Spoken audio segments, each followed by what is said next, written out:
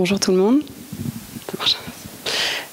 Donc je suis Noémie Monnier, je suis la créatrice d'une revue jeunesse dont je vais vous parler aujourd'hui. Juste pour que je sache un peu à qui je m'adresse, en levant la main, les étudiants illustration. Ok, tous les premiers rangs. Est-ce qu'il y a des bibliothécaires, des enseignants, enseignants? Oui. Libraires? Ok, merci. Donc Baïka, déjà, est-ce qu'il y en a qui connaissent? Pareil à la main levée. 4, 5, merci Julien. 6, ok, très bien. Est-ce qu'il y en a qui m'ont déjà vu le présenter? Non, hein. Ok, parfait. Donc Baïka, c'est une revue jeunesse indépendante qui est portée par une petite maison d'édition que j'ai créée il y a 10 ans. C'est une revue qui aura 10 ans à la fin de l'année. On en est au numéro 40, que je crois je vous ai apporté aujourd'hui, qui est sorti la semaine dernière. C'est une revue qui s'adresse aux enfants entre 8 et 12 ans. Donc on est à cheval entre les grands élémentaires, les CM1, CM2, et aussi les jeunes collégiens, 6e, 5e. Et on s'est aperçu à l'usage qu'en fait notre public allait un peu au-delà. C'est-à-dire qu'on va aussi servir de support parfois à des enfants plus grands, mais qui sont par exemple en apprentissage du français parce qu'ils viennent de l'étranger. C'est une revue dont la ligne éditoriale, normalement, doit vous être absolument claire en regardant ça. L'idée de la création de cette revue, c'était de créer un support qui s'adresse au jeune public autour de la figure de l'étranger et plus largement des cultures étrangères.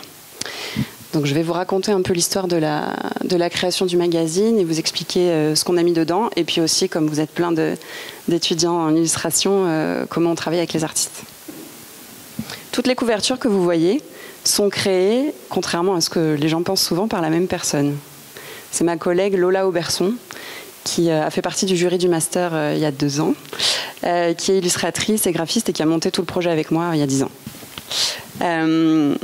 Donc là, je vais commencer déjà par on l'a créé toutes les deux, donc Lola et moi, on se connaît depuis le collège. Moi, j'ai un profil, je viens vraiment de l'édition pure, pas du tout de l'illustré, je viens de la littérature étrangère adulte. J'ai bossé dans l'édition pendant longtemps et j'étais vraiment en roman, en littérature étrangère. J'ai toujours été assez passionnée de langues étrangères et de culture d'ailleurs. Et ma collègue Lola, elle vient du graphisme, elle a fait des études de graphisme et c'est aussi une grande voyageuse et quelqu'un qui est passionné de cuisine. Ça aura son intérêt après, c'est pour ça que je précise. Mais la presse jeunesse en France, on a un peu une exception mondiale. En France, on édite à peu près 300 titres de presse jeunesse. C'est énorme, c'est pas du tout le cas dans les autres pays. Et sur ces 300 titres de presse jeunesse, il y a toute une partie qui existe depuis fort longtemps, que vous avez dû connaître quand vous étiez petit, que vos parents connaissaient, éventuellement vos grands-parents connaissaient, qui sont édités par des grands groupes qui sont en place depuis très longtemps. Et il y a à peu près une dizaine d'années, il y a une nouvelle génération de presse indé, enfin même un peu plus, il y a une quinzaine d'années, il y a une nouvelle génération de presse indépendante pour enfants qui s'est créée. Alors je vais vous citer quelques titres, sans être exhaustif bien sûr, hein, il y en a plein d'autres, mais je vais vous citer certains collègues. J'imagine que vous connaissez la revue Dada. Pour certains, je sais que le master travaille avec eux. Donc Dada, c'est plus ancien, bien sûr. Il y a aussi la revue Topo. Oui, vous connaissez.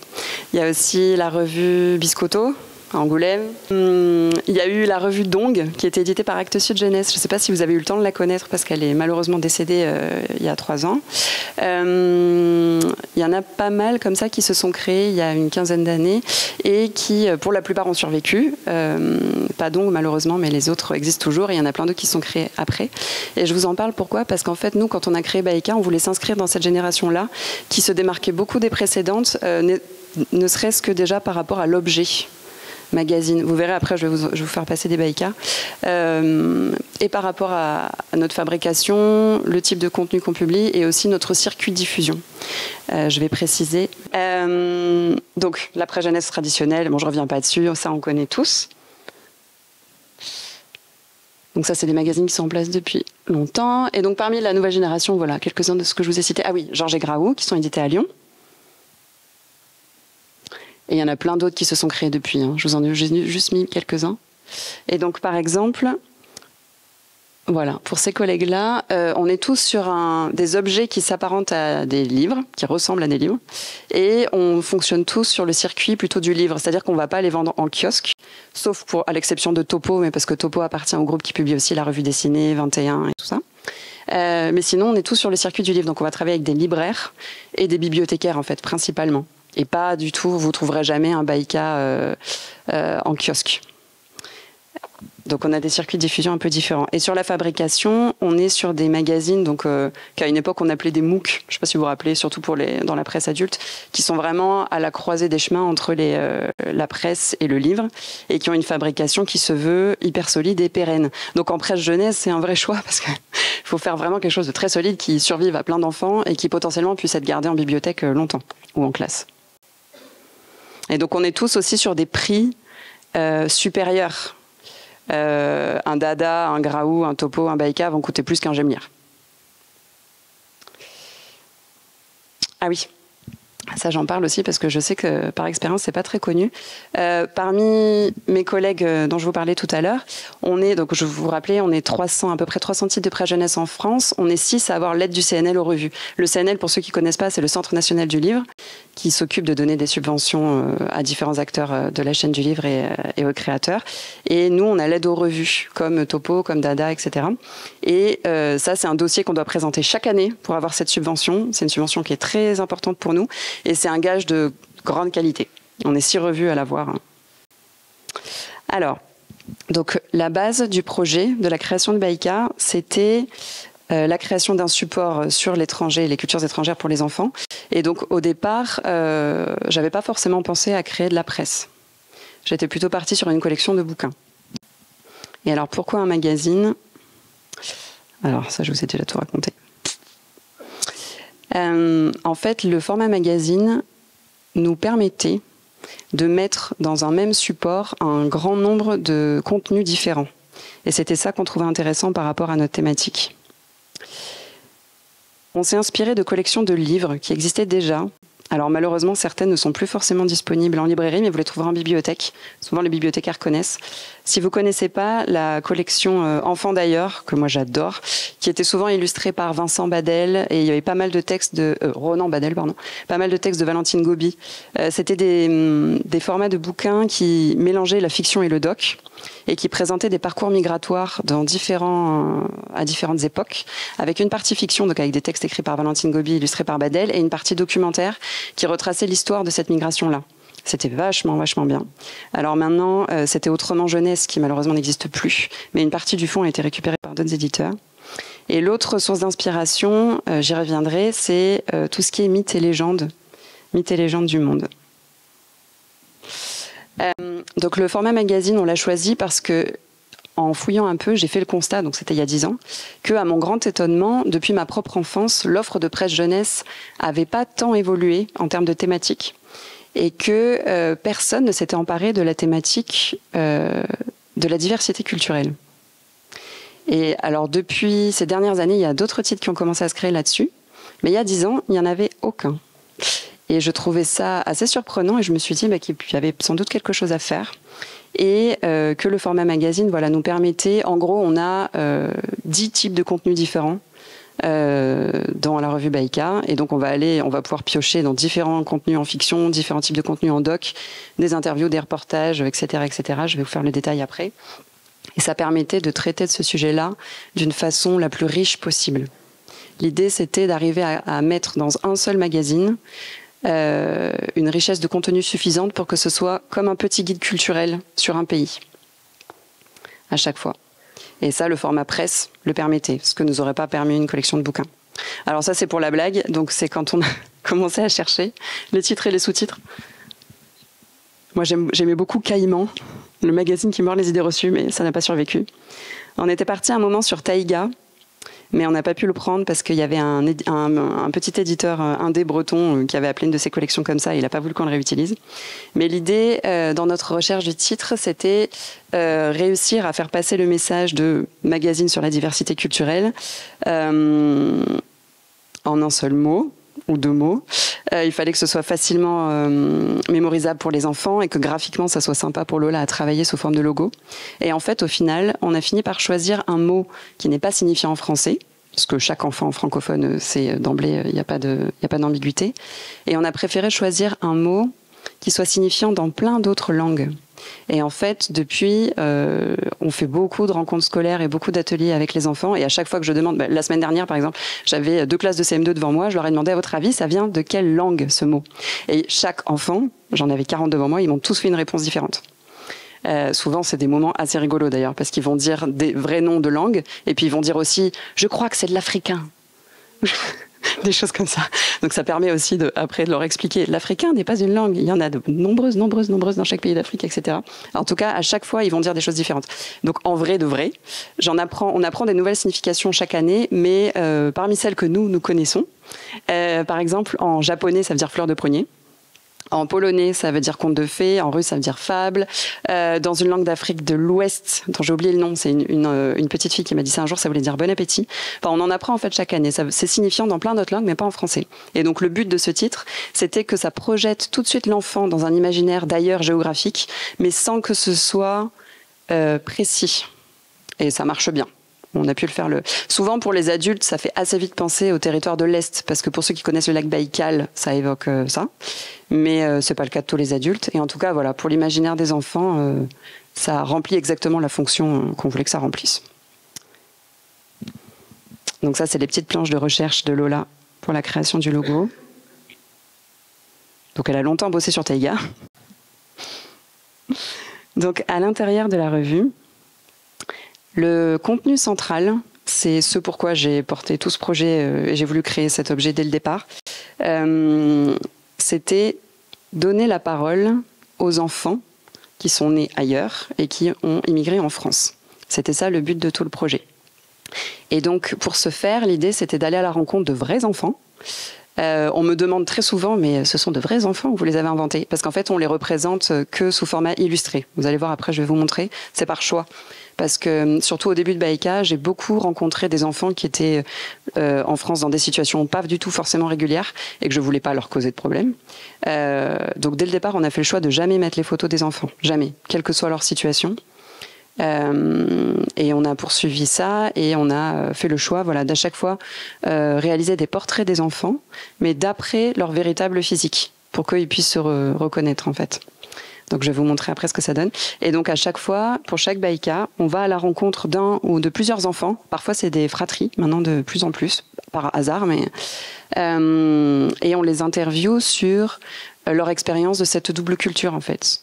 À quoi ressemblait leur vie dans leur pays d'origine, à quoi ressemble leur vie maintenant, les choses qui ont pu les étonner quand ils sont passés d'un pays à un autre, et puis après plein de petites questions sur leur quotidien, et puis bien sûr chaque rencontre et chaque enfant étant complètement différent, les résultats des interviews sont toujours complètement différents.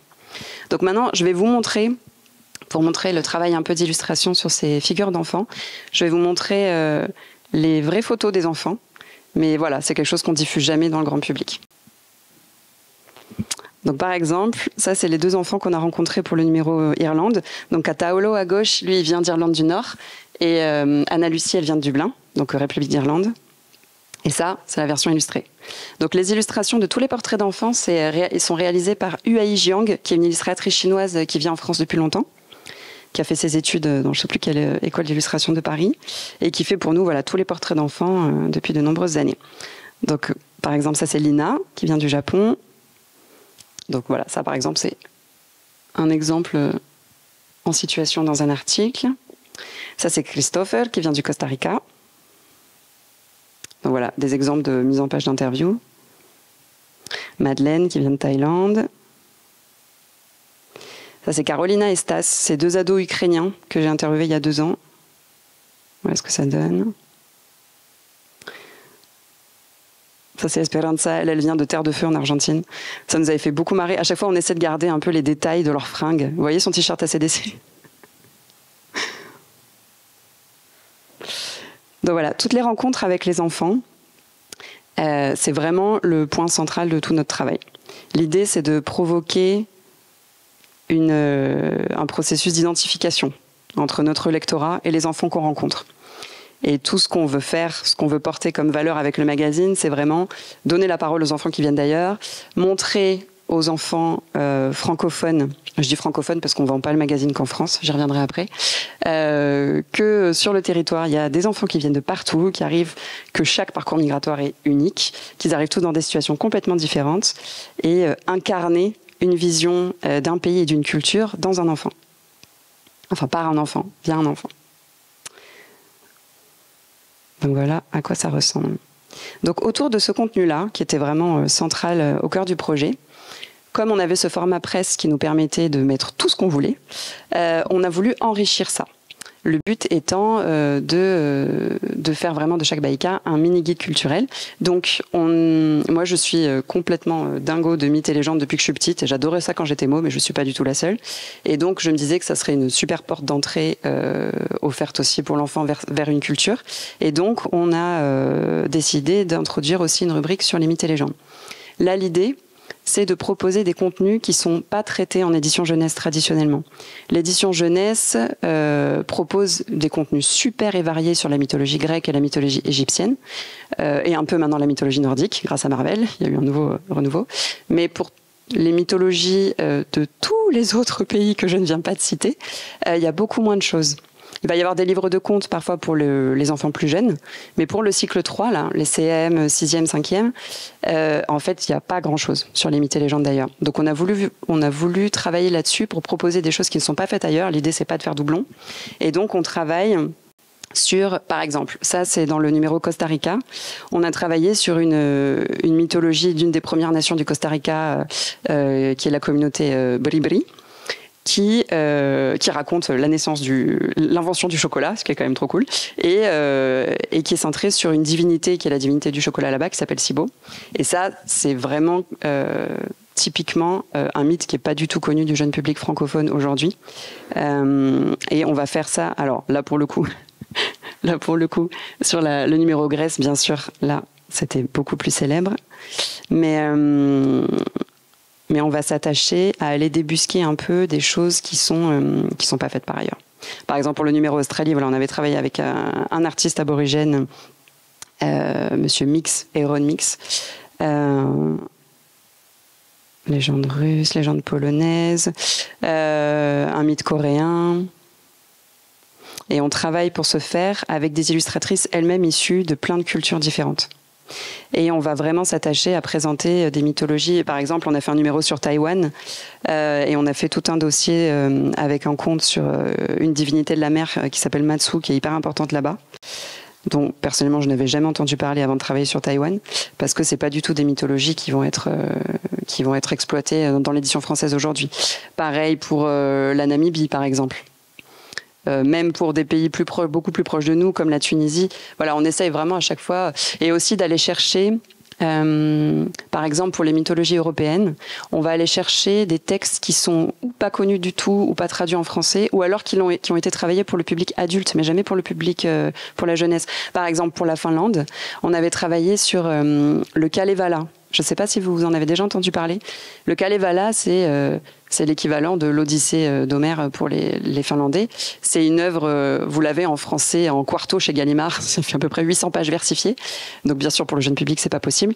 C'est une œuvre magnifique, moi j'adore, hyper épique, avec plein de magie, et qui est vraiment l'épopée nationale finlandaise. Et donc nous, dans ces cas-là, on va travailler ce texte-là, choisir un passage qu'on va retravailler pour le jeune public et le mettre à disposition des enfants. Donc voilà pour la partie mythes et légendes. Donc on travaille avec des artistes de partout, avec plein d'artistes françaises aussi, mais on va travailler avec des artistes bulgares, britanniques, au hasard un peu des rencontres. Bon ça, n'hésitez pas à me poser vos questions là-dessus si vous en avez pour les étudiantes. On a d'ailleurs publié dans cette rubrique 2 étudiantes du Master Illustration de Bordeaux. Ah bah, par exemple, j'en ai un sous la main. Alors je ne sais plus de quelle promo elles étaient, excusez-moi, mais peut-être que vous connaissez leur nom. Donc Léa Garez, je ne sais plus si c'était la promo de l'année dernière ou l'année encore d'avant, qu'on avait rencontré via le Master Illustration de Bordeaux et le Festival Gribouillis, et on l'a publié dans 2 numéros que j'ai sous la main, c'est parfait. Dans ce numéro-là sur la Tunisie,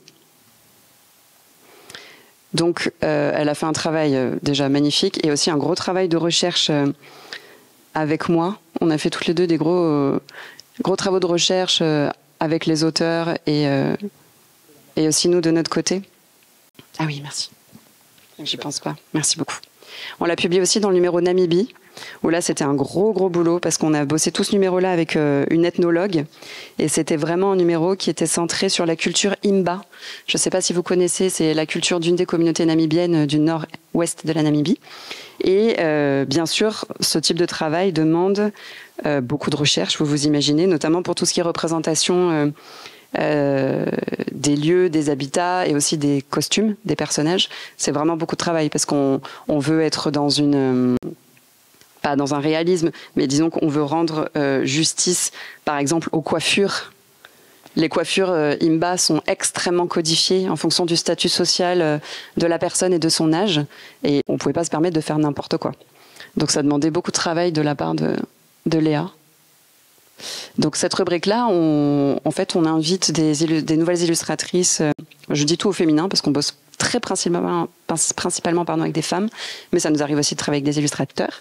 Voilà, on invite à peu près 2 ou 3 nouveaux artistes par an. Et puis après, on a aussi notre équipe. Voilà, Léa, on lui a déjà confié 2 numéros. Ça nous arrive régulièrement de bosser avec des artistes avec lesquels on a déjà bossé, mais on veille aussi à renouveler régulièrement aussi les artistes avec lesquels on travaille pour proposer une diversité à nos lecteurs. Parce qu'après, sur le reste des pages, UAI, je vous en ai déjà parlé, fait les portraits d'enfants. Et après, tout ce qui est article documentaire, c'est fait par ma collègue Lola. Donc en fait, on est très peu à intervenir. Sur tout ce qui est graphisme et créa artistique, elles sont 4 par numéro, ce qui est assez peu en fait. Voilà pour ça. Est-ce que vous avez déjà des questions pour les illustrations? N'hésitez pas à m'interrompre. Hein. On peut. Oui.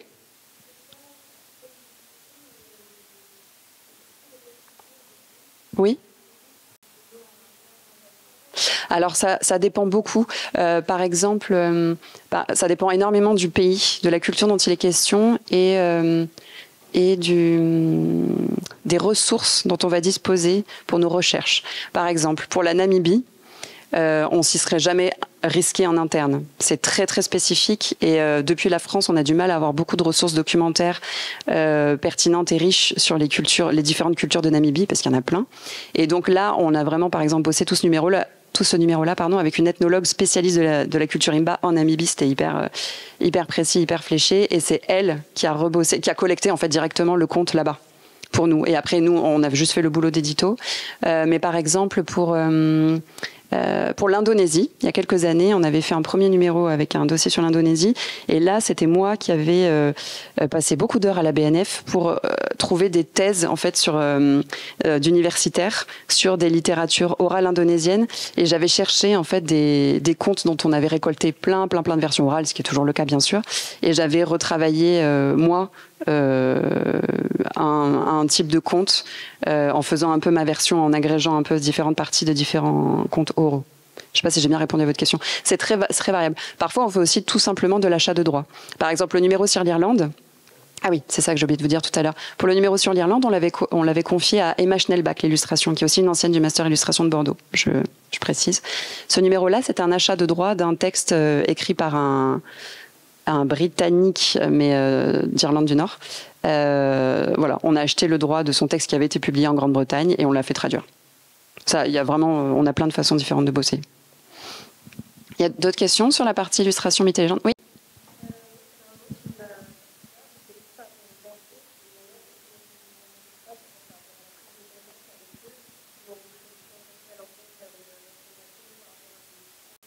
Alors honnêtement, je choisis jamais les enfants. Parce que, alors par rapport à la prise de contact, donc ça c'est une question qu'on me pose souvent. Là aussi, il y a plein de façons de faire différentes, et en fonction du pays, et en fonction des réseaux, des personnes ressources qu'on va avoir autour de nous, mes collègues et moi.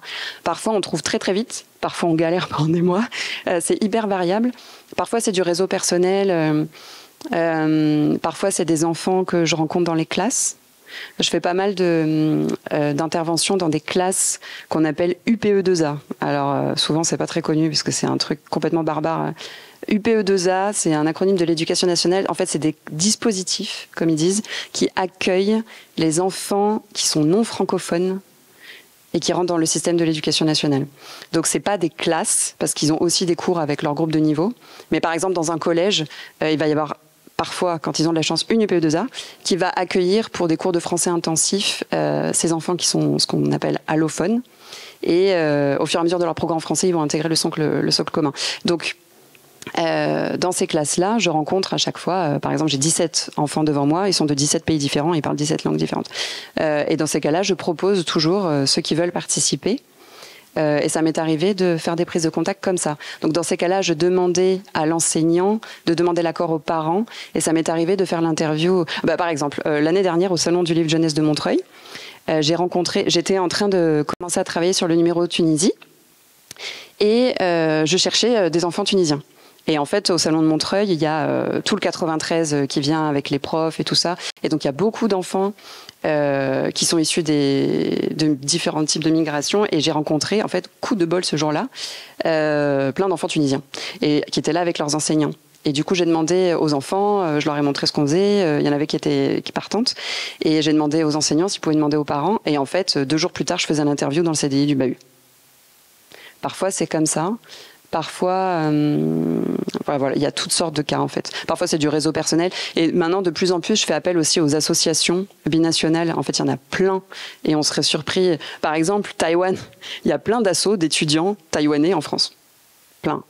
Voilà, donc dans ces cas-là, je vais tous les contacter. Je dis voilà, on cherche, est-ce que vous auriez dans votre réseau une famille avec des enfants qui sont là depuis pas très longtemps parce qu'il faut à chaque fois que ce soit des enfants qui ont vraiment grandi dans ce pays-là.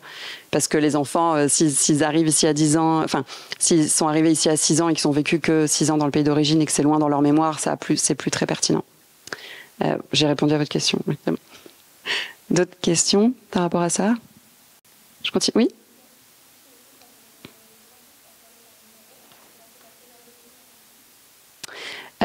Alors là aussi, ça dépend.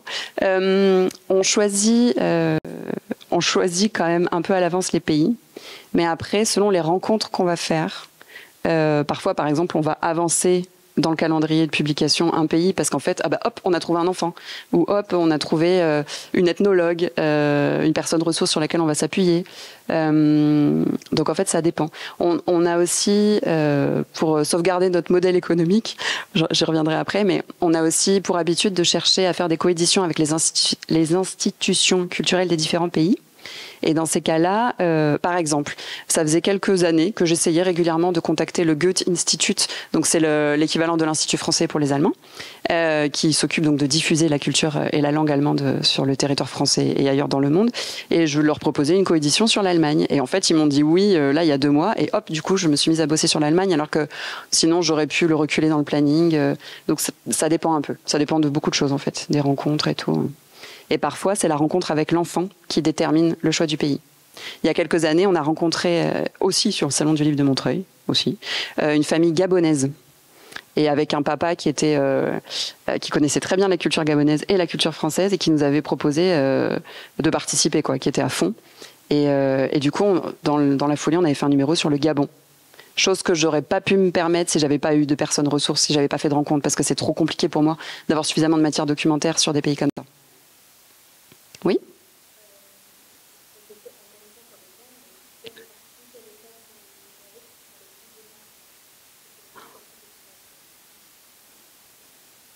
Pareil, ça dépend.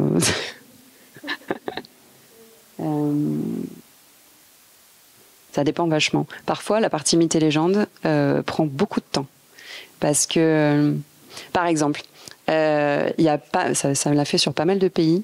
Il y a eu des moments où le temps de recherche a de loin excédé ce que j'avais prévu parce qu'on n'arrivait pas à trouver de texte qui soit ni machiste ni trop violent, par exemple. Et ça, c'est un vrai tri qu'on fait qui est complètement subjectif, qui est un choix.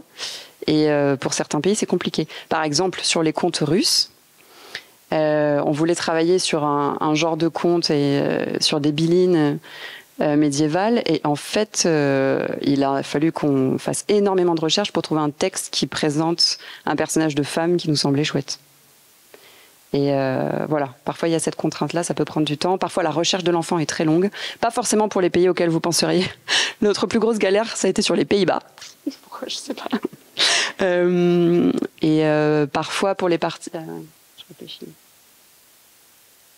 Et parfois aussi, c'est la maquette qui va prendre le plus de temps. Ça dépend. Il y avait une autre... Oui ?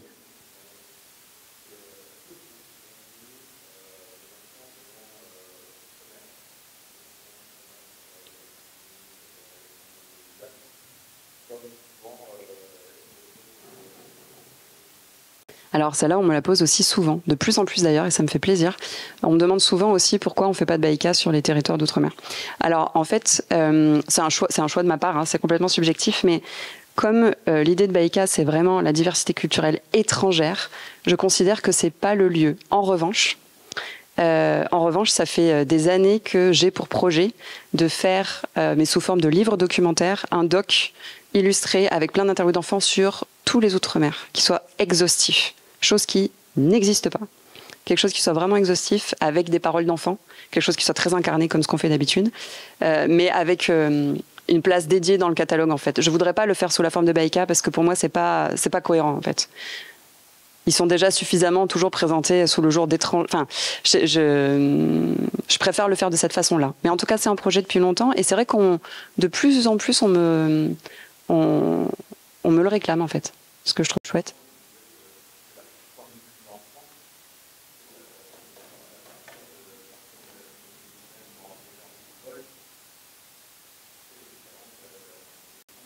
Ah oui, oui, non, mais je comprends tout à fait. Je comprends tout à fait, mais je trouve que ça mérite d'être traité de façon singulière pour ce cas-là, en fait. Mais c'est mon choix, hein, c'est parfaitement subjectif. Mais en tout cas, c'est un projet que j'ai depuis longtemps et qui me tient vachement à cœur. Là, on a un premier bouquin qu'on sort à la fin de l'année, et celui-là, c'est le deuxième sur lequel on va commencer à travailler dans les années à venir. Oui ? Ah oui, non, je crois que je ne l'ai pas dit. C'est trimestriel. Donc là, on en est au numéro 40. On sort le 41 à la fin de l'année. Et voilà, on existe depuis 10 ans.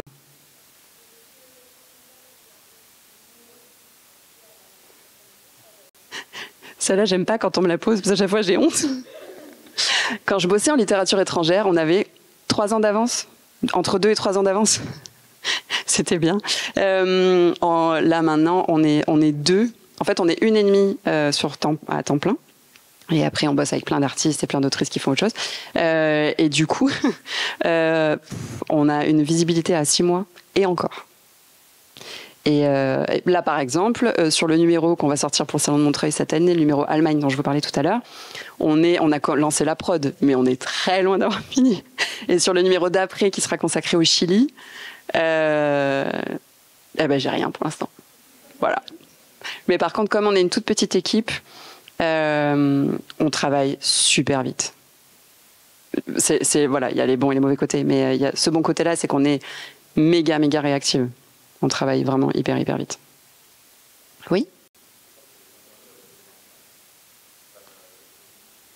Dans quelle langue, c'est ça ?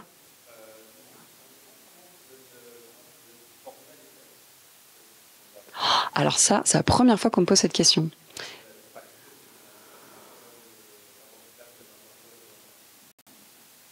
Eh ben, alors j'essaie de me dire, est-ce que j'en ai raté une très fort ? Je crois pas, j'espère pas. En fait, non, je viens pas du journalisme, comme je disais tout à l'heure, je viens de l'édition de littérature étrangère, donc aucune formation de journalisme. Donc en fait, j'ai appris sur le tas, mais ça n'a vraiment pour le coup jamais posé problème. Il n'y a jamais eu de souci à ce niveau-là. J'essaie de me rappeler les toutes premières que j'ai faites. Non, ça n'a jamais posé de problème. La problématique qui se pose parfois dans les interviews, et ça que j'ai appris, je l'ai appris à force d'en faire, c'est qu'il faut bien faire attention à l'âge de l'enfant qu'on interviewe. Parce que ma contrainte, c'est qu'il faut que ce soit des enfants qui soient assez proches de l'âge de mon lectorat. Mais s'ils sont trop jeunes, l'exercice de l'interview est beaucoup trop dur. Par exemple, l'interview où j'ai le plus galéré, c'était un Canadien qui avait 7 ans et demi. Et j'étais avec sa mère et lui dans un café. Et l'enfant, normal, 7 ans et demi, il a passé 1 heure à faire des tours en trottinette autour de moi. En répondant à mes questions, hein, gentiment, hein, mais il a jamais lâché la trottinette. Donc moi, j'étais un peu genre waouh. Et bien sûr, un enfant de 7 ans et demi, bien entendu, sur le discours qu'il va porter, ça va être beaucoup plus difficile de le faire parler de certaines choses, parce que pour lui, ça n'a pas de sens. J'ai le problème aussi, à l'inverse, avec des enfants trop grands. Ça m'est arrivé de devoir interviewer, parce que je rebondis sur une question de tout à l'heure. En fait, je choisis jamais les enfants parce que... Enfin, comment dire ? Je pose, dans mon appel à témoignage, je pose un certain nombre de critères, donc genre une tranche d'âge, le fait que ce soit des enfants qui sont arrivés sur le territoire français assez récemment. Mais après, on m'envoie pas des catalogues et je choisis les photos des enfants, hein, vous imaginez bien. Souvent, j'ai un contact ou deux. Et ça va être vraiment en fonction de l'âge de l'enfant et de voilà quand est-ce qu'il est arrivé en France. Mais je choisis pas parmi un catalogue d'enfants. Donc voilà, parfois, par exemple, le numéro Allemagne, c'était une demoiselle de 16 ans. Et là, du coup, j'ai le problème inverse. Elle n'a pas fait de trottinette autour de moi. Elle était parfaitement dispo. Mais elle était en mode 16 ans, un peu blasée, un peu... C'était compliqué aussi de la faire parler de certaines choses parce qu'elle donnait pas son attention et son enthousiasme comme va les donner un enfant de 11 ans, par exemple. Vous voyez ? Donc j'ai ce type de contraintes parfois.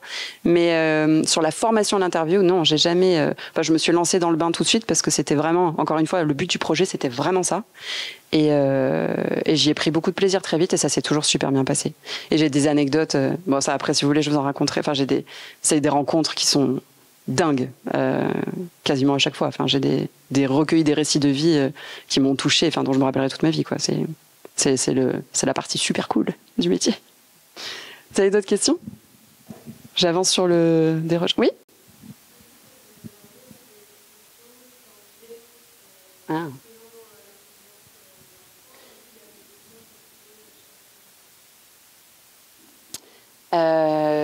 Alors, je crois pas que ça change selon la provenance de... Je réfléchis. Non, en fait, j'ai une batterie de questions très basiques sur lesquelles je m'appuie. Mais après, en fait, mon travail, c'est... disons que j'essaie d'être suffisamment fine et à l'écoute de l'enfant pour rebondir sur lui, sa personnalité, ce qu'il est, ses goûts, ce qu'il aime et ce qui va... Parce qu'il y a plein de mes questions un peu basiques sur certains enfants particulièrement bavards. Par exemple, je pose toujours des questions sur la nourriture, toujours. Et parce que ça, c'est simple. Et l'enfant ne se sent pas pris à défaut et tout ça. Et il y en a certains, le sujet de la nourriture, ils vont être inépuisables. Tandis que d'autres, ça leur parle pas du tout. Enfin, tu vois, donc en fait, je m'adapte à l'enfant que j'ai en face et ce qui est important pour lui. Et c'est ça qui, après, pour moi, va donner la richesse de l'interview. C'est quand j'aurai réussi à capter les centres d'intérêt de l'enfant, ce qui le fait vibrer lui et ce dont il va pouvoir me parler avec enthousiasme et en me donnant des détails et en me donnant du vécu. Parce que si on s'en tient qu'à mes questions basiques, j'aurais pas ça, en fait. Donc voilà, j'ai une batterie de questions qui est la même pour tous les pays. Et puis après, en fonction de l'enfant que j'ai en face, je m'adapte. Par exemple, il y a quelques années, j'avais rencontré un enfant du Sri Lanka qui était extrêmement timide. Et j'avais fait l'interview avec son papa et son petit frère à côté. Et c'était chez eux. Donc il était dans son environnement à lui, mais il était méga timide. Et j'avais mis du temps à essayer de le faire parler parce qu'il était vachement réservé. Et en fait, il y a eu un truc à un moment qui d'un coup l'a fait sourire et là il s'est mis à parler. C'était lui, ce qui était hyper important pour lui, c'était la pratique religieuse de sa famille. C'était des Sri Lankais bouddhistes et lui, il avait un temple. Donc ils habitaient à Aubervilliers, en région parisienne, et il y avait un temple bouddhiste dans son quartier dans lequel il était hyper actif. Et en fait, c'est cette ficelle-là que j'ai tirée parce que ça a éveillé cette passion en lui et c'est là qu'il m'a raconté plein de trucs sur les pratiques de sa famille autour du bouddhisme et leurs différentes traditions tu vois. Donc en fait, voilà, ça dépend de l'enfant. C'est l'enfant en fait qui mène un peu le truc, quoi. Oui.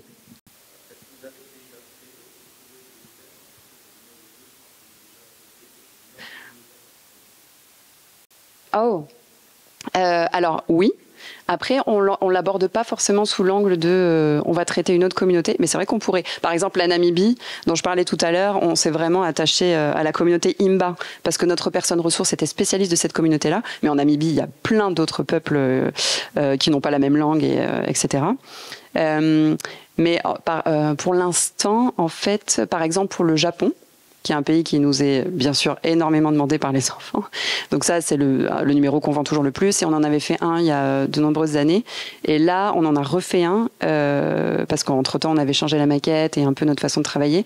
Et en fait, on a, comment dire, sans chercher à traiter d'une autre communauté, mais on a rencontré d'autres enfants qui venaient d'un autre endroit. Selon d'où viennent les enfants, ça change tout aussi sur le contenu du numéro. Parce que, par exemple, ces enfants-là, ils viennent pas... Mais c'est la petite Lina que je vous ai montré tout à l'heure. Eux, ils viennent pas de Tokyo du tout. Ils viennent de l'île de Kyushu, tout en bas du Japon. Et donc, on a parlé de là d'où ils venaient, eux. Et on n'a pas fait d'article sur Tokyo spécifiquement. Et donc, de toute façon, vu qu'on passe par des vraies personnes, ça influe sur tout le contenu qui est forcément différent. Après, on va produire des contenus différents. Mais on pourrait tout à fait faire ça, le faire sous l'angle de, OK, on a traité cette communauté-là, maintenant on va traiter une autre communauté culturelle au sein de ce pays. J'ai pas encore assez de recul pour bien répondre à cette question. Parce que comme on est sur un rythme trimestriel et que ça fait que 10 ans, l'air de rien, ça s'est pas encore beaucoup produit. Voilà. Mais oui, ça pourrait. C'est OK. OK, je continue.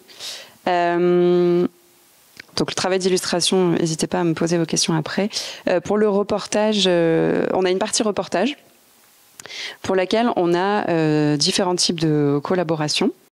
Pendant de nombreuses années, on a beaucoup travaillé sur des récits d'aventures de scientifiques, toujours des femmes, qu'on mettait en forme, sous forme de petits carnets de bord comme ça. Et c'est une rubrique que je trouve vraiment super aussi. C'est une autre façon de rentrer dans le pays. Par exemple, celui-là, je suis très fière d'avoir trouvé ce monsieur. C'était dans le numéro sur la Grèce. En fait, j'ai fait des recherches et j'ai trouvé un monsieur qui est géologue et qui a passé des années à essayer de prouver, en faisant des missions sur le mont Olympe, le vrai mont Olympe, il a voulu prouver qu'à l'époque d'Homère, Homère dit dans ses textes que l'Olympe scintille. Et donc ce géologue, il a voulu prouver qu'à l'époque, il y avait des glaces éternelles et que c'est pour ça que ça scintillait sur l'Olympe. Vous voyez ? Et donc on a publié tout son reportage autour de sa mission. Donc c'est un peu notre rubrique science quand on fait ce genre de choses. Ça, c'était pour le numéro sur le Mexique. Une dame qui était éco-anthropologue, qui travaillait sur le maïs. Ça, c'était le numéro Corée, etc. Et on fait aussi dans cette même rubrique, quand on ne fait pas ces reportages scientifiques, on bosse avec des enfants. Alors là, dans un autre cadre, on bosse avec des scolaires du pays. Donc souvent, c'est des enfants des lycées français. Donc ça nous permet de ne pas avoir besoin de traduction. C'est des enfants qui peuvent bosser en français, mais qui sont de plein de nationalités différentes généralement. Il y en a pas mal de natifs du pays même. Et il y a aussi des enfants qui viennent de partout. Et on leur fait un peu des appels à texte et on les fait bosser sur des thématiques, parfois sur des portraits de personnalités féminines qui ont marqué l'histoire du pays. Ça peut être sur plein de sujets. Donc là, par exemple, c'est des enfants du lycée français de Porto, ça c'est des enfants de Kyoto, et ça c'était des enfants de Taipei, à Taïwan. Donc on leur donne plusieurs doubles pages et ils nous écrivent des textes. Donc on a une partie aussi sur les métiers. Donc, à laquelle je tenais, parce que ça c'est un peu classique dans les magazines pour enfants d'avoir une partie où on interviewe un adulte sur son métier. Moi je trouve que ça reste hyper important parce que je trouve qu'encore aujourd'hui les enfants ils ont une vision au final assez mince du nombre de métiers qui peuvent les attendre plus tard. Et je trouvais que ça pouvait être hyper chouette d'utiliser ça pour donner à nouveau un angle de vue, une porte d'entrée différente vers la culture étrangère qu'on présentait. Donc à chaque fois on interviewe un adulte natif du pays, qui souvent réside encore dans le pays qui est à l'honneur, sur son métier. Donc ça nous permet... Ah oui, c'est Lola qui m'avait fait une liste, gentiment, de plein de métiers qu'on a présentés. C'est assez délire, non ? Pisteur de lion. Ça, c'est un monsieur en Namibie. Pisteur de lion. Voilà, on en a interviewé plein. Championne de natation paralympique, c'était le numéro Grèce pendant les JO, l'année dernière. Voilà, on en a plein. Et ça permet, vous voyez, par exemple, quand on interviewe une championne de polo, ça c'était pour le numéro Argentine, ça nous permet de présenter un autre trait culturel du pays. Donc là, en l'occurrence, le polo, et de présenter aussi un métier et d'interviewer quelqu'un, de donner encore une fois encore plus d'incarnation, parce que c'est encore la parole d'une vraie personne qui vient du pays.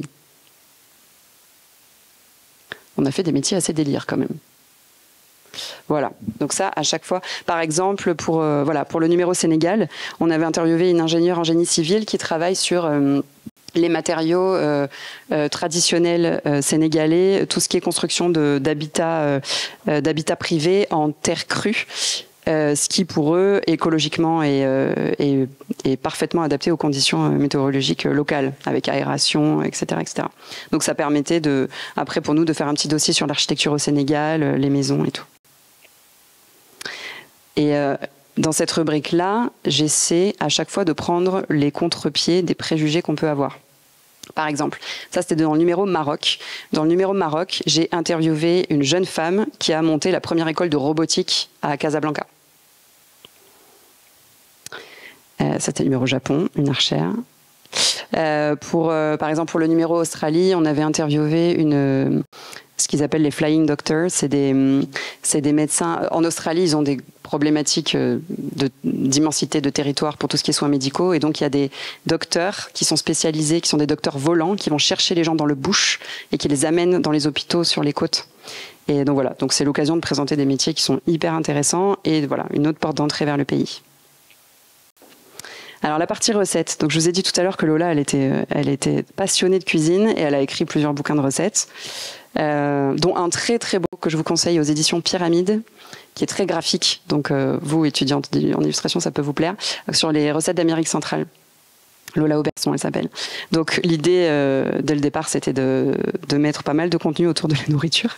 Et donc à chaque fois, on présente une recette du pays, présentée par les enfants. Et c'est des recettes qu'on choisit pour qu'elles soient faisables par les enfants en quasi-autonomie. Donc là, bien sûr, c'est encore une autre porte d'entrée sur la culture, par la nourriture. Et donc cet automne, on publie notre premier livre qui s'appellera Les recettes de Baïka, où on fait une anthologie pas exhaustive, où on reprend plein de recettes de plein de pays différents, qu'on a publiées dans différents Baïka avec les portraits d'enfants, et on le fait sous forme de beaux livres pour Noël en fin d'année. Celle-là, elle est très très bien, la recette des cornes de gazelle. Et on fait aussi, donc ça c'est toute la partie un peu dossier pédagogique que vous allez trouver après les mythes et légendes ou après les interviews d'enfants. On fait plein d'articles ludiques sur différentes thématiques qu'on a traitées ou dans les... Là par exemple c'est pour présenter le panthéon japonais, après le mythe. Et pour le contenu, il y a quelque chose qui n'est pas dans mon PDF parce que c'est assez récent. Ça fait maintenant 1 an qu'on bosse sur une nouvelle rubrique.